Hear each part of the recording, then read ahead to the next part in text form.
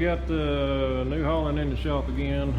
I had a crack came up here. I've already welded this. The crack wasn't actually that long, but I went ahead and ground it out. I tried to get it where I could stop it. But it's kind of it's a weird deal. It cracks right here.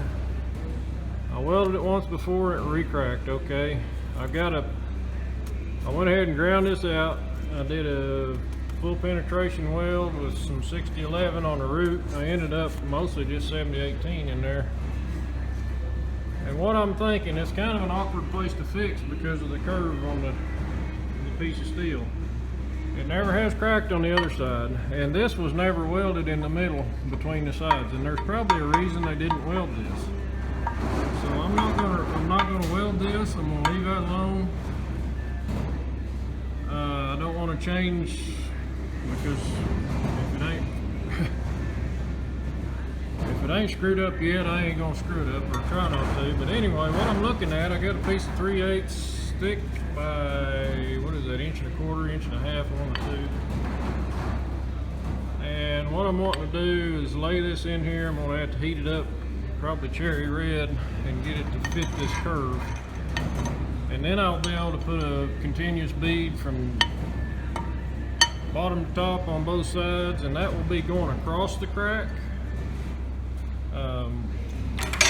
Whenever you're trying to fix a crack or trying to stop something like this from happening, once it gets cracked through this part, this is under tension, so it's always trying to spread open here. So if we lay a bar of steel, my thought is, if we lay a bar of steel in here and get a good weld from top to bottom, I'm not going to weld across the ends, but I am going to weld on both sides, and hopefully I will get that thing, I get that part fixed.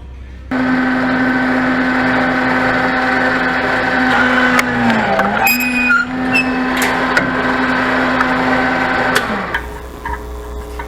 this out of the way. I hope you can kind of see what I'm dealing with here. I don't know why they designed this the way they did. It works pretty well. This is the first time I've ever had one crack here. It's always something different with this machine though, but I need to basically, I may trim this end after I get done. I may have to do a little more grinding on this. What I'm going to try to do first is just kind of shape this thing up with some heat and hopefully get it in there.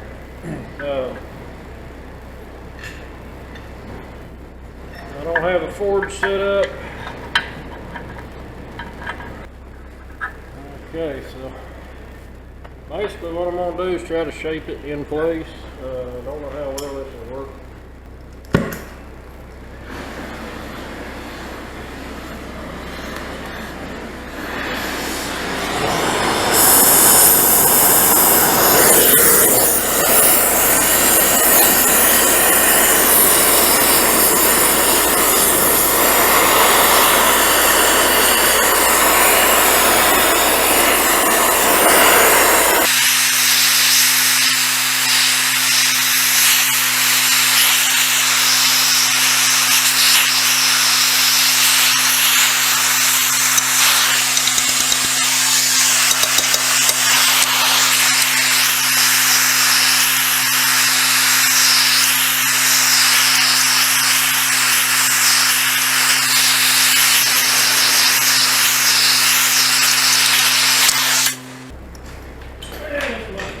Hands here.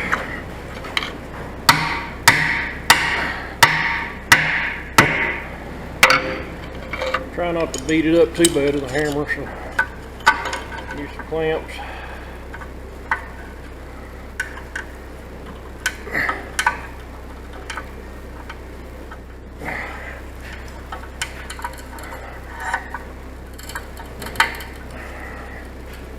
She's moving, but I ain't got her near hot enough.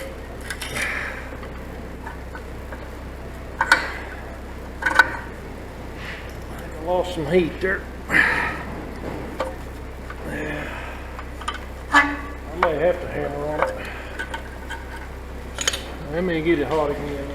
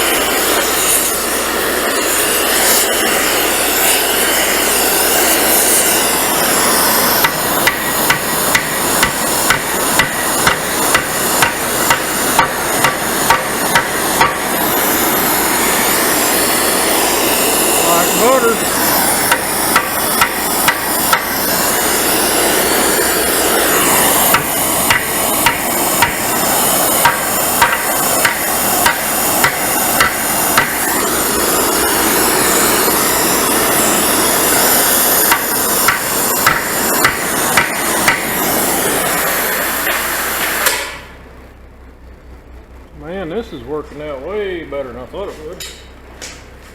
Okay, now I basically need to hold this where it's at. Yeah, I'm done on line up. I don't really mind if that's back. I don't think it really matters if it's back over this edge a bit at the bottom. Although I had intended for it to be farther back. I think I'm gonna call it.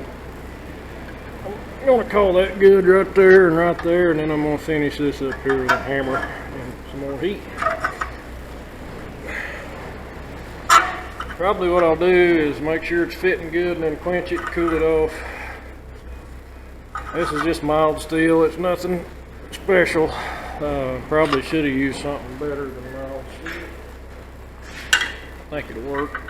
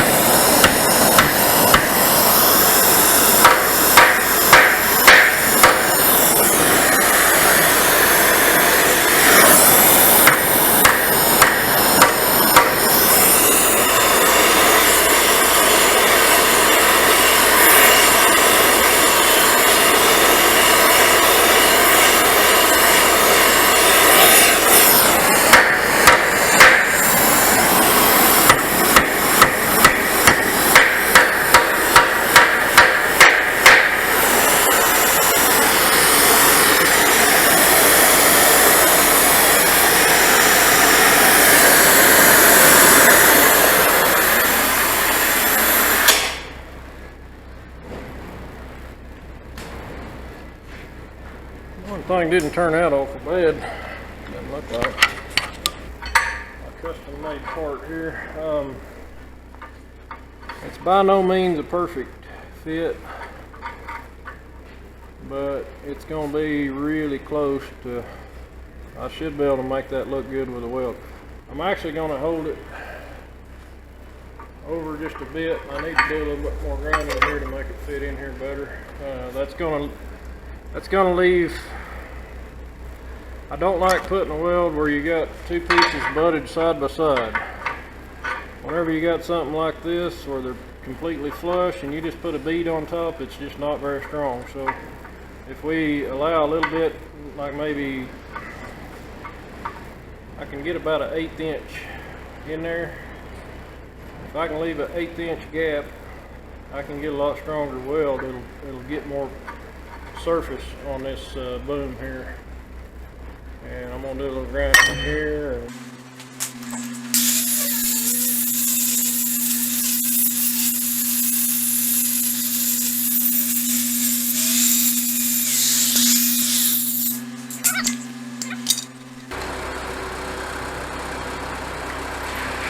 Go ahead and back this front side.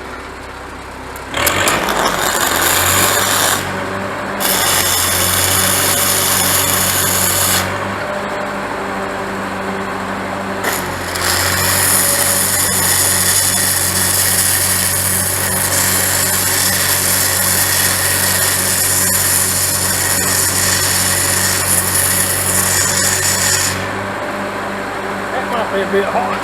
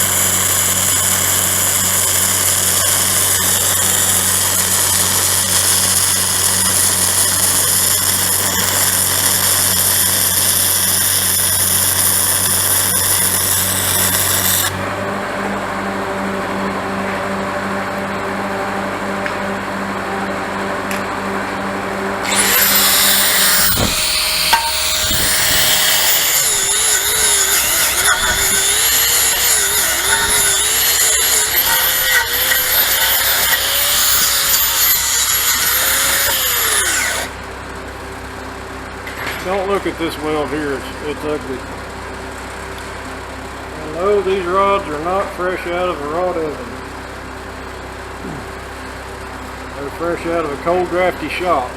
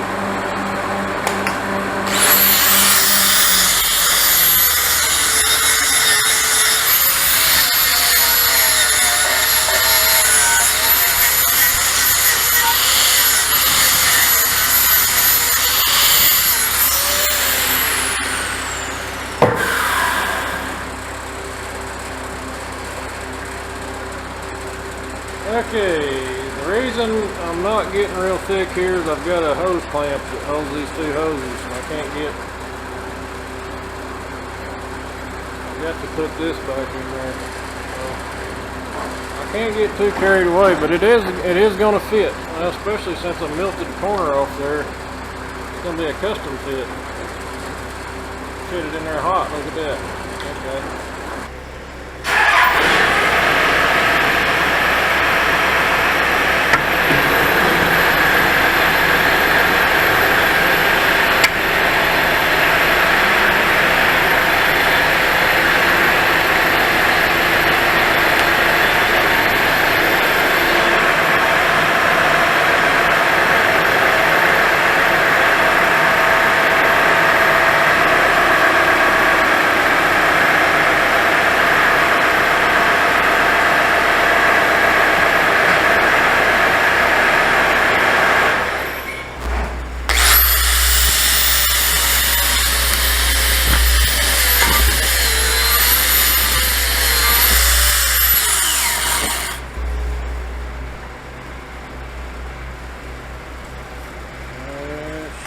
There's a 6 to 10, maybe I need 2, I don't know. And might need to do a left hand here.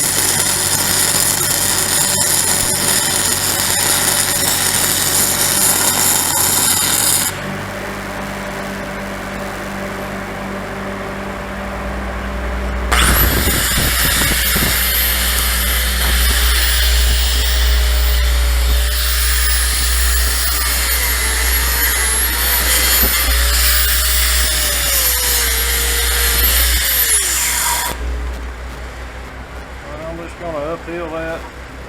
7018. I may have to go 2 passes in that area there. Fill it in a little bit.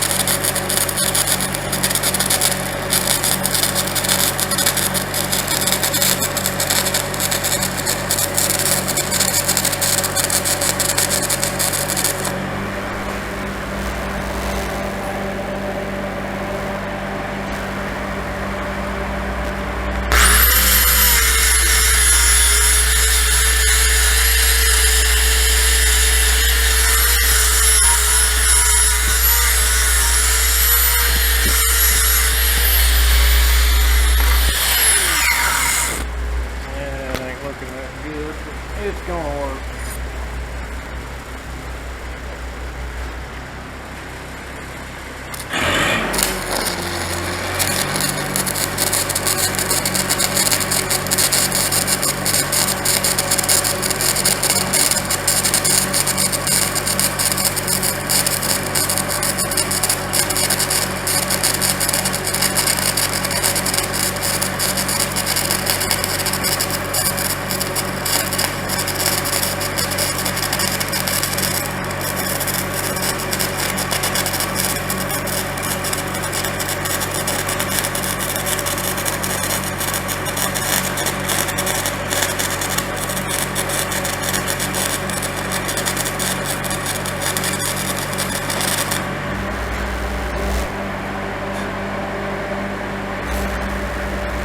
I think I like it.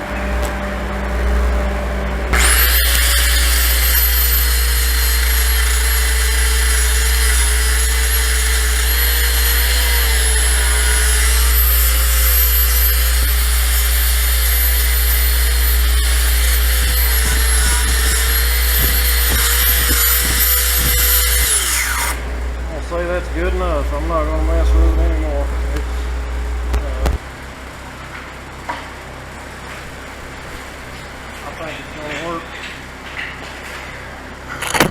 It's not quite as pretty as some repairs, but it could be way uglier. I know that. I've seen guys do repairs that just make you want to gag. You got to start all over. I should have protected my cylinder. I'll take a little bit of it's okay. It's cleaning up. It just need to make sure there's no BB stuck to it before I run it in.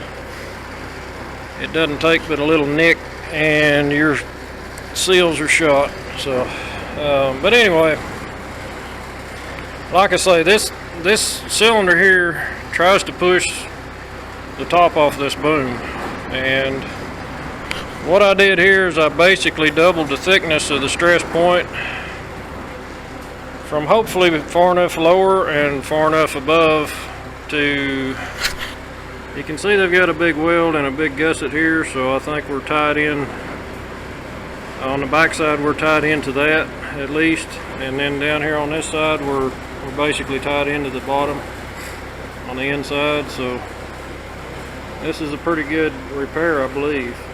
Just from my, it's the best thing I knew to do with it. There may be better ways to fix it. Like I say, a brand new machine would probably be the best solution to all the problems. This repair has taken me, I don't know, 30 minutes, 45 minutes now, and it's ready to, well, I might clean it up and shoot a little paint on it, but other than that, it's about ready to go to work.